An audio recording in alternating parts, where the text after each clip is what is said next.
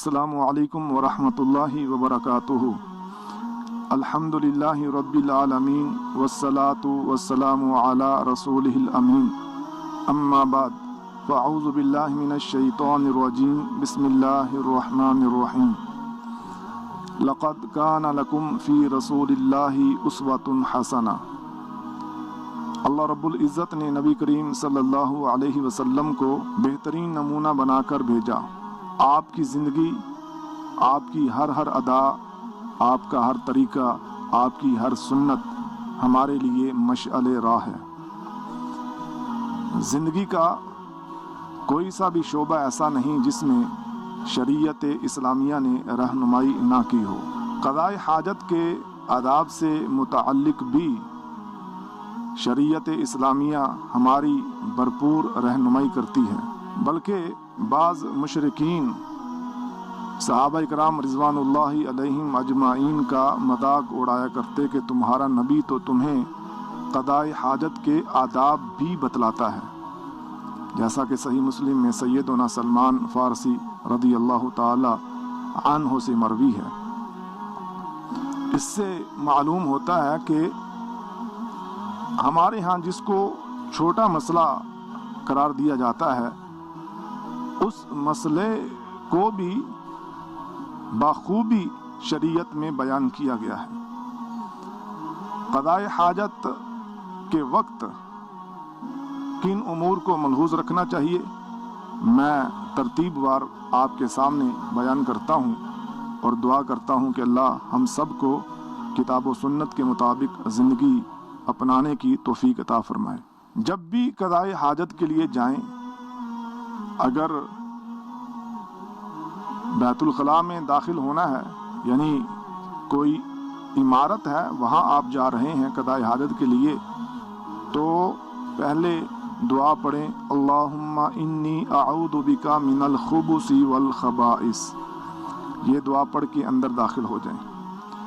और अगर सहरा में क़ज़ाए हाजत करना चाहते हैं तो जब आप तहबंद को खोलने लगें तो उस वक्त ये दुआ पढ़ लें। क़ज़ाए हाजत या तो तामीर शुदा तहारत खाने में होती है या सहरा में खुली जगह पर, तो इन दोनों के अहकाम भी मलहूज़ रहने चाहिए। अगर आप किसी खुली जगह पर क़ज़ाए हाजत करना चाहते हैं तो सबसे पहले ये याद रहे कि आप आबादी से दूर जाएं, जहाँ लोगों की आमदो रफ्त हो वहाँ पर क़ज़ाए हाजत मत करें, क्योंकि सुनन अबी दाऊद वग़ैरह की सही हदीस है। सैयदना मुग़ीरा बिन शोबा रज़ी अल्लाहु ताला अन्हु बयान करते हैं, अन्न नबी सल्लल्लाहु अलैहि वसल्लम काना इज़ा ज़हबल मज़हब अबअद, कि जब नबी करीम सल्लल्लाहु अलैहि वसल्लम क़ज़ाए हाजत के लिए जाते तो आबादी से दूर चले जाते। इसी तरह जब हम इमारत के अंदर या सहरा में क़ज़ाए हाजत करेंगे तो वहाँ पर क़िबला रुख नहीं बैठेंगे। बेहतरीन बात यही है कि सहरा हो या तामीर शुदा इमारत हो, क़िबला रुख ना आप बैठें और ना क़िबले की तरफ अपनी पुश्त करें, क्योंकि नबी करीम सल्लल्लाहु अलैहि वसल्लम ने फरमाया, इज़ा अतैतुमुल गाइता फला तस्तक़बिलुल क़िबलता वला तस्तदबिरूहा, रवाहुल बुखारी व मुस्लिम। कि जब तुम में से कोई क़ज़ाए हाजत के लिए आए तो ना अपना मुंह क़िबले की तरफ करे और ना अपनी पुश्त क़िबले की तरफ करे।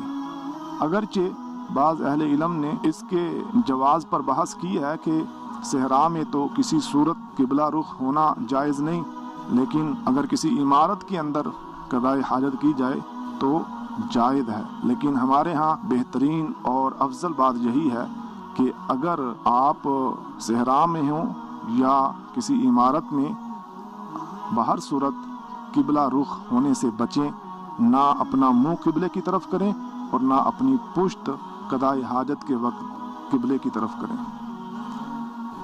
रास्ते में या साए में, ये दो ऐसे काम हैं کہ راستے یا سائے میں قضاء حاجت کرنا، پیشاب یا پخانہ کرنا یہ بڑی مذموم حرکت ہے، شریعت اسلامیہ نے اس سے روکا ہے۔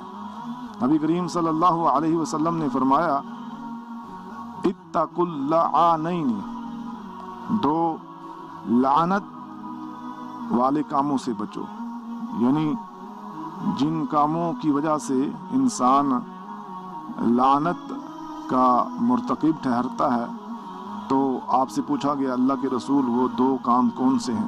تو آپ نے فرمایا راستے میں یا سائے میں قضاء حاجت کرنا، پیشاب یا پخانہ کرنا۔ تو اس سے معلوم ہوا کہ اگر ہم کبھی کسی ایسی جگہ پر قضاء حاجت کریں جو آبادی سے اگرچہ دور ہو، لیکن یہ بھی خیال رہنا چاہیے کہ نہ سایہ ہو نہ راستہ ہو، کیونکہ راستے سے لوگ گزرتے ہیں، وہاں ان کو گزرنے میں دقت ہوتی ہے، اور سائے میں کوئی بھی بیٹھ سکتا ہے، اور اگر وہاں اس کو سائے کی طلب ہوگی جب وہ بیٹھے گا تو گندگی کی وجہ سے بیٹھ نہیں پائے گا۔ غسل خانے اور کھڑے پانی میں بھی پیشاب کرنا ممنوع ہے، اس سے بھی اجتناب کرنا چاہیے۔ نبی کریم صلی اللہ علیہ وسلم نے اس سے منع کیا ہے۔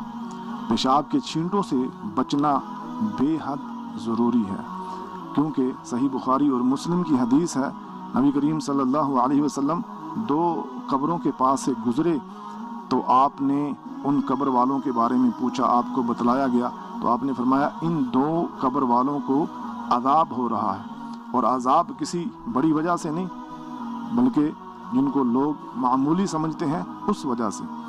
ایک وجہ یہ ہے کہ ایک انسان جو تھا وہ چغل خور تھا، اور دوسرا جو تھا پیشاب کی چھینٹوں سے نہیں بچتا تھا۔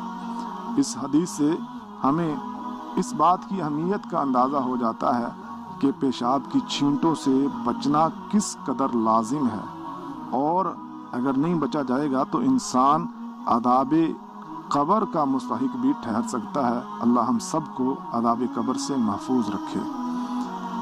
دائیں ہاتھ سے استنجا کرنا یہ بھی ممنوع ہے، کیونکہ نبی کریم صلی اللہ علیہ وسلم نے فرمایا لا یمسکن احدکم ذکرہ بیمینہ وہو یبول ولا یتمسح من الخلاء بیمینہ، پیشاب کرتے وقت کوئی اپنے دائیں ہاتھ سے اپنے عضو خاص کو مت چھوئے، اور اسی طرح قضاء حاجت کے وقت کوئی بھی دائیں ہاتھ سے استنجا نہ کرے۔ معلوم یہ ہوا کہ استنجا کرتے وقت بایاں ہاتھ استعمال کرنا چاہیے، اور اسی طرح عضو خاص کو بھی بائیں ہاتھ سے چھوا جا سکتا ہے، دایاں ہاتھ اس سلسلے میں استعمال نہیں کرنا چاہیے۔ اگر پانی موجود ہے پانی کے ساتھ استنجا کرنا چاہیے۔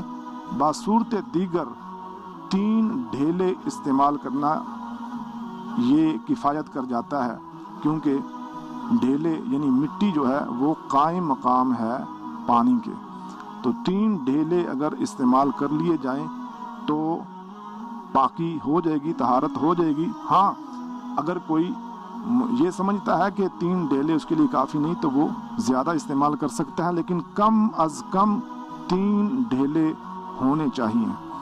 اور اس میں یہ بھی ملحوظ رہے کہ ہڈی یا گوبر وہ نہ ہو، کیونکہ اللہ کے رسول صلی اللہ علیہ وسلم نے ہڈی یا گوبر سے استنجا کرنے سے منع کیا ہے۔ آخر میں جس طرح ہم بیت الخلاء میں داخل ہوتے وقت دعا پڑھتے ہیں اللہم انی اعوذ بک من الخبث والخبائث، اسی طرح نکلنے کے بعد غفرانک یہ دعا پڑھیں گے۔ اور اگر صحرا میں قضاء حاجت کر رہے ہیں تو جب تہ بند باندھ لیں تو یہ دعا پڑھیں گے غفرانک۔